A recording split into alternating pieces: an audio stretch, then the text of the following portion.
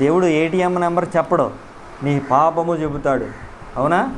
యేసు ప్రభు సమరయ స్త్రీ దగ్గరికి వచ్చి, సమరయ స్త్రీ, నీ భర్త ఫోన్ నెంబర్ ఇది, మీ అత్తగారు ఫోన్ నెంబర్ ఇది, నీ ఏటీఎం నెంబర్ ఇది అన్నాడా?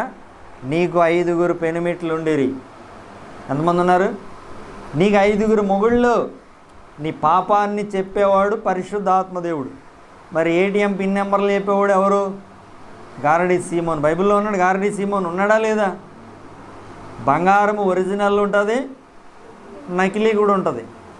ఒక కాపు షావుకారు గారు ఆయన కిరాణి కొట్టేట్టుకుని బాగా సంపాదించాడు. భీమవరం వచ్చినప్పుడు పెళ్లి చేసుకుని వచ్చాడు భార్యతోటి, పిల్లలతోటి. మా ఇంట్లోనే అద్దెకుండేవారు అనమాట. కిరాణి కొట్టు ఓపెనింగ్. బాగా సంపాదించాడు. 4 వార్షన్లు ఇల్లు కొన్నాడు అక్కడే కాలగొట్ట. బాగా సంపాదించాడు, డబ్బు బాగా వచ్చింది. సరుకులు